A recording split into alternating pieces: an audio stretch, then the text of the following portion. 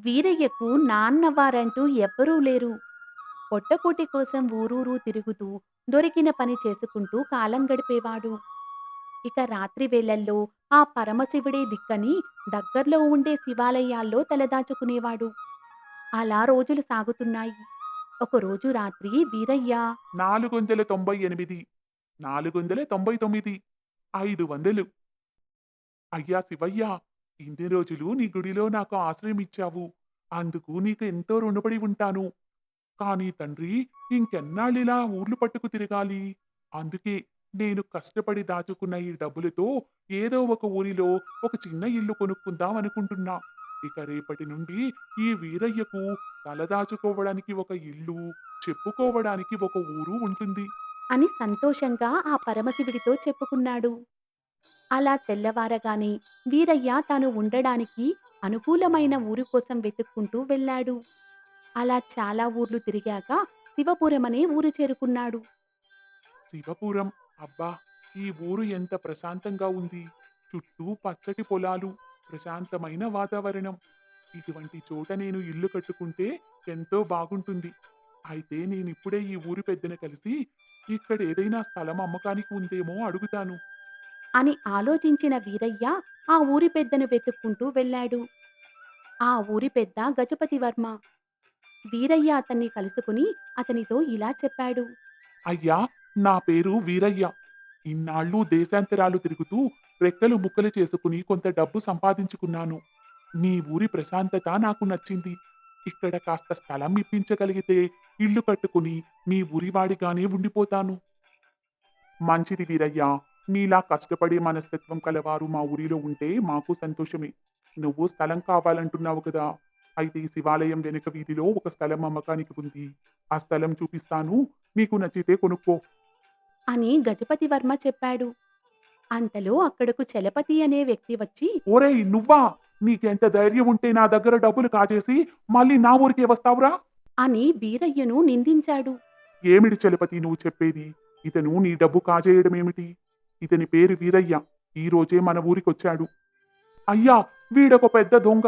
నిన్న పక్కూరి మార్కెట్‌లో ధాన్యం అమ్మి నేను తిరిగొస్తుంటే వీడు నన్ను అడ్డగించి నా దగ్గరున్న డబ్బు సంచిని దొంగిలించుకుపోయాడు.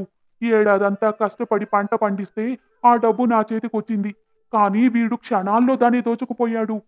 నేను నిత్యం పూజించే ఆ పరమశివుడే నా కష్టార్జితాన్ని నా నుండి లాక్కున్న ఈ దుర్మార్గుణ్ణి నా కంటపడేలా చేశాడు. అని అతను ఎంతో ఆవేదనతో చెప్పాడు. ఇదంతా వింటున్న వీరయ్యకు అక్కడ ఏం జరుగుతుందో అర్థం కాలేదు. ఇంతలో ఊరి పెద్ద కలుగు చేసుకుని ఏం వీరయ్యా! నిజంగానే నువ్వు చలపతి దగ్గర డబ్బు దొంగిలించావా? అయ్యా! ఇతని మొఖం నేనిప్పుడే చూస్తున్నాను. నేను ఎలాంటి దొంగతనం చెయ్యలేదు. ఇతనెందుకిలా చెప్తున్నాడో నాకర్థం కావటం లేదు. దయచేసి నా మాటలు నమ్మండి. లేదు.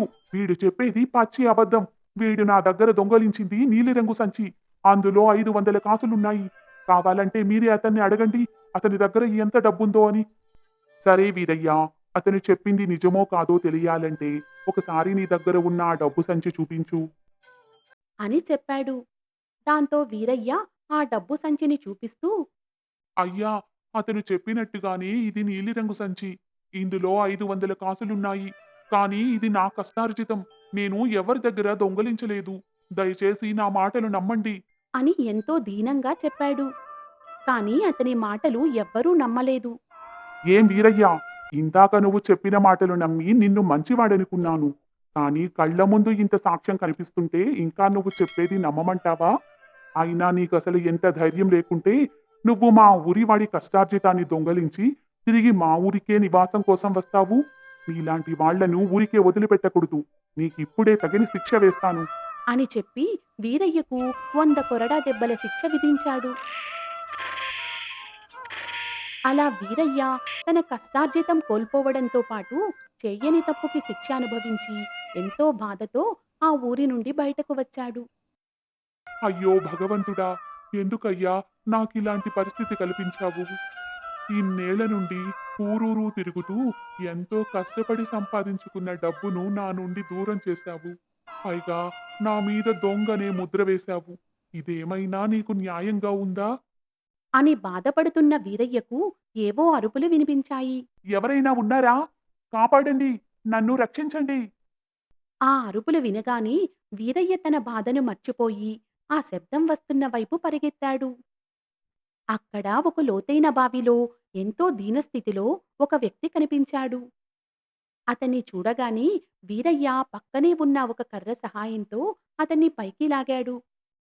ధన్యవాదాలు బాబూ. నేనొక వ్యాపారిని.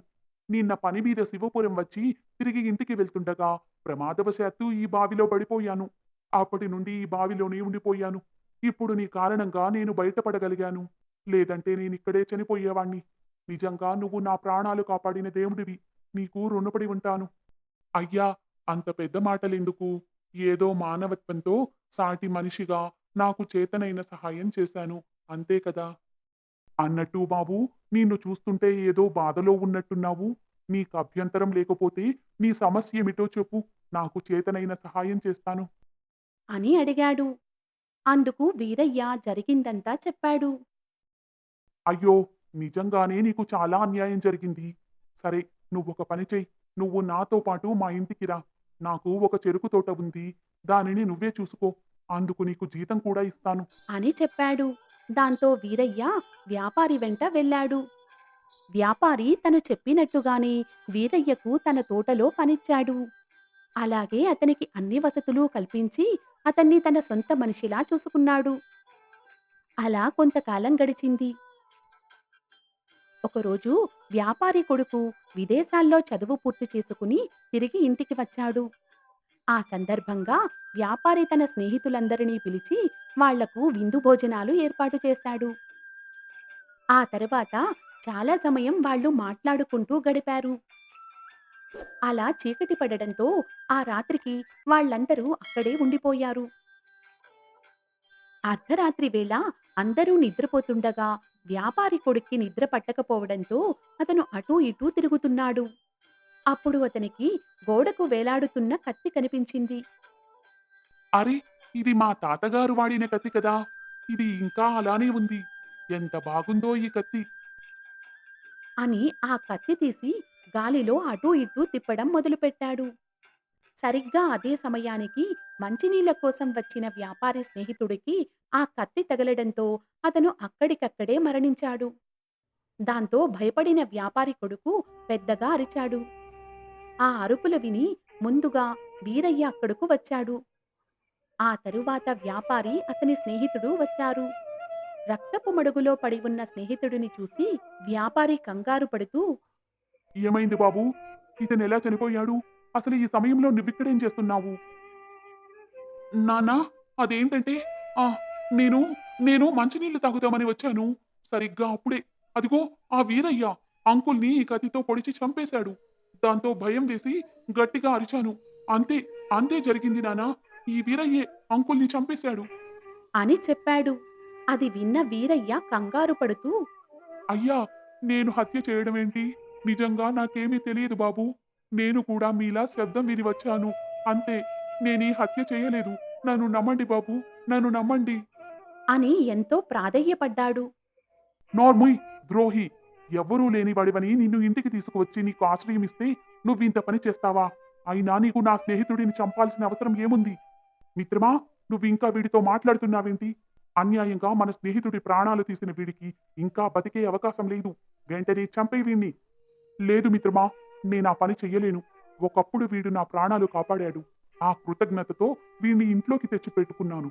కానీ వీడు ఈ రోజు నా స్నేహితుడిని చంపి నా నమ్మకాన్ని వమ్ము చేశాడు. దీనికి వీడికి తప్పకుండా శిక్ష పడాల్సిందే. ఏ చేత్తో అయితే వీడు నా స్నేహితుడిని చంపాడో ఆ చెయ్యిని నరికి వీడిని శిక్షిస్తాను. అలా ఈ చెయ్యి చూసుకున్నప్పుడల్లా వీడికి ప్రతిరోజు వీడు చేసిన తప్పేంటో తెలిసొస్తుంది. అని చెప్పి వీరయ్య ఎంత చెప్తున్నా వినకుండా వ్యాపారి అతని చెయ్యి నరికించాడు. అలా వీరయ్య తన తప్పు లేకుండానే తన చేతిని కోల్పోయాడు. చూడండి మిత్రులారా!